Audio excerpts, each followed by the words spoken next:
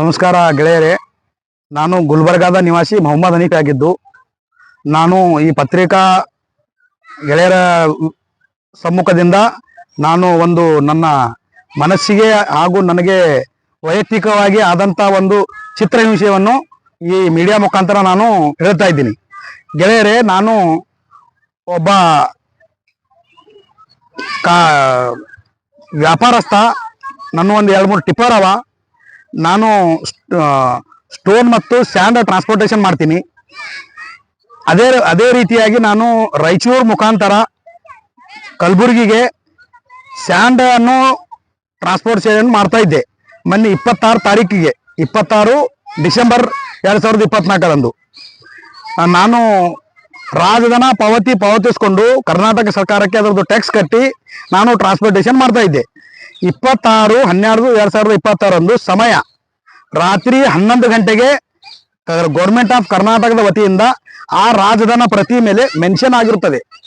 ಆದರೆ ಯಾದಗಿರಿ ಠಾಣೆಯ town PSI Manjegowda ಎನ್ನುವ ಅಧಿಕಾರಿ ಮಧ್ಯಾಹ್ನ 3 ಗಂಟೆಗೆ ಯಾದಗಿರಿ ಪ್ರದೇಶದ ಗಂಜ್ ವ್ಯಾಪ್ತಿಯ ಪ್ರದೇಶದಲ್ಲಿ ತಡೆದು ನನ್ನನ್ನು, ನನಗೆ ತಿಂಗಳಿಗೆ ಇಂತಿಷ್ಟು ಮಂತ್ಲಿ ಯಾಕೆ ಕೊಟ್ಟಿಲ್ಲ ನೀನು, ಯಾಕೆ ಕೊಡುವುದಿಲ್ಲ ನೀನು ಅಂತೇಳಿ ನನಗೆ ಕ್ವಶನ್ ಮಾಡ್ತಾರ.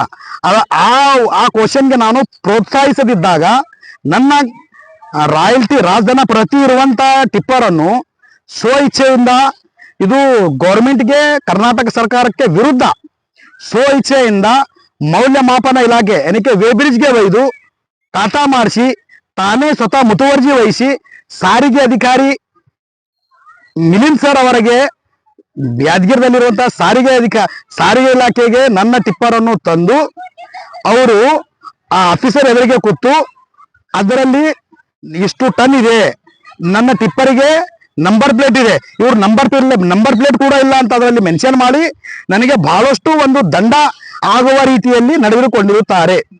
ಆದರೂ ಕೂಡ ಪೊಲೀಸ್ ಇಲ್ಲ, ಇವ್ರದು ಮಂಜೇಗೌಡ ಏನ್ ಠಾಣಾಧಿಕಾರಿ ಅದನಲ್ಲ, ಇವನ್ ಕೆಲಸ ಅಲ್ಲ ರಾಯಲ್ಟಿ ಗಾಡಿಗೆ ಹಿಡಿದು ವೇಬ್ರಿಡ್ಜ್ಗೆ ಅಂತ ಕೆಲಸನೇ ಅಲ್ಲ. ವೇಬ್ರಿಡ್ಜ್ಗೆ ಒಯ್ಬೇಕಂತ ಇವ್ರಿಗೆ ರೂಲ್ಸೇ ಇಲ್ಲ, ಒಯ್ಲೇಬಾರ್ದು ರಾಯಲ್ಟಿ ಗಾಡಿಗೆ. ಯಾಕಂದ್ರೆ ಇದು ಕರ್ನಾಟಕ ಸರ್ಕಾರದ ಅಮೆಂಡ್ಮೆಂಟ್ ಅದ. ಈ ಅಮೆಂಡ್ಮೆಂಟ್ ಹೇಳ್ತದೆ, ನಾ ಹೇಳ ನಮ್ಮ ಬಾಯಿಲಿಂತ. ಮತ್ತ ಇವರು ಕಾನೂನು ವಿರುದ್ಧವಾಗಿ ಗಾಡಿ ಒಯ್ದು ವೇಬ್ರಿಡ್ಜ್ಗೆ ಒಯ್ದು ಕಾಟಾ ಮಾಡ್ಸ್ಯಾರ. ನಾವು ಅದಕ್ಕೂ ತಲೆಬಾಗಿ ಕಾನೂನಿಗೆ ಮತ್ತು ಆ ಖಾಕಿ ವರದಿಗೆ ಮರ್ಯಾದೆ ಕೊಟ್ಟು ನಾವು ಅದಕ್ಕೆ ತಕ್ಕಂತೆ ಫೈನ್ ಕಟ್ಟಿ 65,000 ರೂಪಾಯಿ ಆ ಸಾರಿಗೆ ಅಧಿಕಾರಿ ಹತ್ರ ನಾನು ಫೈನ್ ಕಟ್ಟಿ ಆ ರಿಸಿಪ್ಟ್ ಒಯ್ದು ಠಾಣಾಧಿಕಾರಿಗೆ ಕೊಟ್ಟಿರುತ್ತೇನೆ.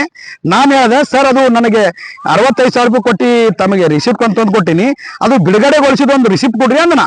ಆ ರಿಸಿಪ್ಟ್ಗೋಸ್ಕರ ನನಗೆ ಆ ರಿಸಿಪ್ಟ್ ಕೊಡೋದಿಲ್ಲ, ನಾನು ಹೋಗು, ನೀನು ಇದೇ ತರ ಹೋಗ್ಬೇಕು ಬರೇ ಅಂತೇಳಿ ನನಗೆ ಏಕವಚನದಿಂದ ಬೈದು, ಸರ್ ನಾನು ರಿಸಿಪ್ಟ್ ಇಲ್ಲಂದ್ರೆ ಹೋಗೋದಿಲ್ಲ, ನಿಮಗೆ ಕಾನೂನಲ್ಲಿ ಏನು ಅವಕಾಶ ಇದೆ ನೀವು ಮಾಡಿ ಅಂತಂದ್ರೆ ನನಗೆ ಮಧ್ಯಾಹ್ನ 3:50ರಿಂದ 4:20 ಮಧ್ಯದಲ್ಲಿ ಟೌನ್ ಠಾಣಾಧಿಕಾರಿ ಮಂಜೇಗೌಡ ಹಾಗೂ ಈರಣ್ಣ PC, ಇನ್ನೊಬ್ಬ ಸೈದಪ್ಪ ಅಂತೇಳಿ PC, ಇನ್ನೊಬ್ಬರು ಯಾರೋ ಇಬ್ರು ಇದ್ರು, ನನಗಷ್ಟು ಅವ್ರಿಗೆ ನೋಡಿದ್ರೆ ನಾನು ಕೊಂಡಾಡಿದ್ದೀನಿ. 4 PC ಒಬ್ಬ ಮಂಜೇಗೌಡ ಠಾಣಾಧಿಕಾರಿ ಕೂಡಿ ರೈಟರ್ ರೂಮಿನಲ್ಲಿ ಸಮಯ ಮಧ್ಯಾಹ್ನ 3:50ರಿಂದ 4:20 ರೈಟರ್ ರೂಮಿನಲ್ಲಿ ಕೂಡಿ ಹಾಕಿ ನನ್ನ ಎರಡು ಮೊಬೈಲ್ಗಳನ್ನು ತಗೊಂಡು ಅವ್ರ ಕಸ್ಟಡಿಗೆ ತಗೊಂಡು ನನಗೆ ನೆಲದ ಮೇಲೆ 20-30 ನಿಮಿಷ ಕೂರಿಸ್ಕೊಂಡು ಹರಾಸ್ಮೆಂಟ್ ಮಾಡಿ ಆ ಠಾಣಾಧಿಕಾರಿ ಮಂಜೇಗೌಡ ನನಗೆ 2-3 ರೇಟ್ ಕಪಾಳ ಮೋಕ್ಷ ಮಾಡಿದ್ದಾನೆ. ಹಾಗೂ ಆ ಈರಣ್ಣ ಮತ್ತು ಸೈದಪ್ಪ ಅನ್ನೋ PCಗಳು ನನ್ನನ್ನು ಹಿಡಿದು ಇವರು ನನ್ನ ಚಿತ್ರಹಿಂಸೆ ಕೊಟ್ಟಿದ್ದಾರೆ.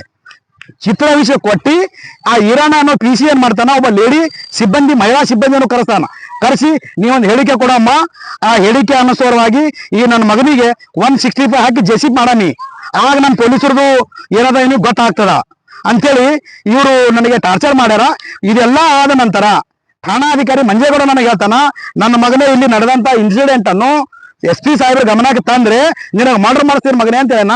ನನ್ನ ಜೀವಕ್ಕೆ ಏನಾದರೂ ತೊಂದರೆ ಆದ್ರೆ ಆ ಟೌನ್ ಠಾಣಾಧಿಕಾರಿ ಮಂಜೇಗೌಡನೇ ಇದಕ್ಕೆ ಕಾರಣ. ಇದು ಅಷ್ಟಕ್ಕೆ ಬಿಡಬಾರ್ದು. ನಾನು ನಿನ್ನೆ ಆರಕ್ಷಕ ವೃತ್ತ ನಿರೀಕ್ಷಕ ಯಾದಗಿರ್ ಅವರಿಗೆ ಕಂಪ್ಲೇಂಟ್ ಕೊಟ್ಟಿನಿ. ಇದು ಬ್ರೇನ್ ಮ್ಯಾಪಿಂಗ್ ಮಾಡಬೇಕು, CC camera, CC footage enquiry ಮಾಡಬೇಕು. ನಾನೇ ನಾಳೆ ಬೆಂಗಳೂರಿಗೆ ಹೋಗಿ ಸಿದ್ದರಾಮಯ್ಯ ಸಾಹೇಬರಿಗೆ ಜುಡಿಷಿಯಲ್ ಎನ್ಕ್ವೈರಿ ಆಗಬೇಕು ಈ ವಿಷಯಕ್ಕೆ. ಒಬ್ಬ ಮರ್ಯಾದಸ್ಥನಿಗೆ ಈ ನಾಲಾಯಕ್ ಆಫೀಸರ್ಗಳು, ನಾಲಾಯಕ್ ಎಂಪ್ಲಾಯಿ ಕಲ್ತು ನನಗೆ ಚಿತ್ರಹಿಂಸೆ ಕೊಟ್ಟಿದ್ದಾರೆ. ಇದು ಇಷ್ಟಕ್ಕೆ ಬಿಡಲ್ಲ, ಇದು ಬ್ರೇನ್ ಮ್ಯಾಪಿಂಗ್ ಮಾಡಬೇಕು, ಸತ್ಯ ಹೊರ ತೆಗಿಬೇಕು, ನನಗೆ ನ್ಯಾಯ ಕೊಡಿಸ್ಬೇಕು. ಪ್ರಜಾಪ್ರಭುತ್ವಕ್ಕೆ, ನಮ್ಮ ಭಾರತದಲ್ಲಿ ಪ್ರಜಾಪ್ರಭುತ್ವಕ್ಕೆ ಧಕ್ಕೆ ಬರಲಾರ್ದಂಗೆ ನೋಡ್ಕೊಂಡು ಹೋಗ್ಬೇಕು. ಇದು ನಮ್ಮ ಗುಲ್ಬರ್ಗಾದ IGP ಸಾಹೇಬರೆಲ್ಲ IGP ಸಾಹೇಬರಲ್ಲಿ ಮತ್ತು ಯಾದಗಿರಿ SP ಸಾಹೇಬರಲ್ಲಿ ನಾನು ಮನವರಿಕೆ ಮಾಡ್ಕೊಳ್ತೀನಿ. ಪ್ರಜಾಪ್ರಭುತ್ವಕ್ಕೆ ತಾವು ಧಕ್ಕೆ ಬರದಂಗೆ ನೋಡ್ಕೋಬೇಕು. ಇವ್ರ ಅಧಿಕಾರಿಶಾಹಿಯನ್ನು ಡೆಮಾಲಿಷನ್ ಮಾಡಬೇಕು. ಧನ್ಯವಾದಗಳು. ಅವ್ರಿಗೆ ಪವರ್ ಏನ್ರಿ? ರಾಯಲ್ಟಿ ಇರುವಂತ ಗಾಡಿಗೆ ಅವ್ರಿಗೆ ಪವರ್ ಇಲ್ಲ. ಪವರ್ ಅದ, ಅವರು ಟ್ರಾನ್ಸ್ಪೋರ್ಟ್ ಕಮಿಟಿ ಮೆಂಬರ್ ಅದ. ಗಾಡಿ ನಂಬರ್ ಚೆಕ್ ಮಾಡಬೇಕು, ರಾಯಲ್ಟಿ ನಂಬರ್ ಚೆಕ್ ಮಾಡಬೇಕು, ಬಿಟ್ಬಿಡ್ಬೇಕು. ಓಕೆ ಇದ್ರೆ ಮತ್ತೆ ಈ ಆಫೀಸರ್ ಯಾಕೆ ಬಿಟ್ಟಿಲ್ಲ? ಇವರಿಗೆ ಅಧಿಕಾರದ ಏನು, ಇವ್ರಿಗೆ ಅಂಜಿಕೆ ಅಂಬೋದಿಲ್ಲ. ಹೈಯರ್ ಆಫೀಸರ್ ಅಂಜಿಕೆ ಇಲ್ಲ. ಅಧಿಕಾರ ನಾ ಏನ್ ಮಾಡಕತ್ತೀನಿ, ನನಗೆ ಏನ್ ರೂಲ್ಸ್ ಅವ, ನನ್ನ ಸರ್ಕಾರದ ಏನ್ ಗೈಡ್ಲೈನ್ಸ್ ಅವ, ಅದನ್ನೂ ನನಗೆ ಗೊತ್ತಿಲ್ಲ. ಅದಕ್ಕೆ ಇಂಥ ಒಬ್ಬ ದುಷ್ಟ ಆಫೀಸರ್ನ್ನು ಸೂಕ್ತ ಕ್ರಮ ಕೈಗೊಳ್ಳಬೇಕು. ತಂದಿನಿ ಸರ್, SP ಸಾಹೇಬ್ರ ಗಮನಕ್ಕೆ ತಂದಿನಿ ಯಾದಗಿರ. ಮತ್ತು ನಿನ್ನೆ ಆರಕ್ಷಕ ಉಪನಿರ್ದೇಶಕ ಯಾದಗಿರ ಅವರಿಗೂ ಕಂಪ್ಲೇಂಟ್ ಕೊಟ್ಟಿನಿ. ಸರ್ ಇದು ಬ್ರೇನ್ ಮ್ಯಾಪಿಂಗ್ ಮಾಡಿ ಇದು ಸತ್ಯತೆ ಹೊರಗೆ ತೆಗಿರ್ಬೇಕು. 65,000 ರೂಪಾಯಿ ಕೊಟ್ಟು ದುಡ್ಡು ಎಲ್ಲ ಹೋಯ್ತು ಸರ್. ಅದು RTO ಇಲಾಖೆ ಜಮಾ ಆಗ್ಯದ ಸರ್, ಅದು ರಿಸಿಪ್ಟ್ ಕೊಟ್ಟ ಸರ್. ಅದು RTO ಇಲಾಖೆ ಅದು ಬೇಫುಜೂಲ್ ಅಮೌಂಟ್ ಸರ್. ಅದನ್ನ ಕಟ್ಬಾರ್ದು. ಈಗ ಈ ಆಫೀಸರ್ ಮುತುವರ್ಜಿ ವಹಿಸಿ ಅಲ್ಲಿ ಕೊಟ್ಟಿದ್ದಕ್ಕೋಸ್ಕರ ನಾನು ಕಟ್ಟಾಗ್ಬೇಕು. ಅದನ್ನ ಬಿಡಲ್ಲ ಸರ್. ಅದು ಹೈಕೋರ್ಟಿಗೆ ಪಿಟಿಷನ್ ಹಾಕ್ತೀನಿ. ಅದು ನನ್ನ ಹೋರಾಟ, ಕಾನೂನು ಹೋರಾಟ ನಾ ಏನ್ ಮಾಡೋದ ಮಾಡ್ತೀನಿ. ಬಟ್ ಇದು ಏನದ, ಇದು ಎವಿಡೆನ್ಸ್ ಆಗ್ಬೇಕು ಸರ್. ಇನ್ನೊಂದು ಸರ್, ಇದು ಈ ಮಾಹಿತಿ ಬಗ್ಗೆ ನಾನು ಬೆಂಗಳೂರಿನ ಒಂದು ಇದು ಅದ ಸರ್, ಇದು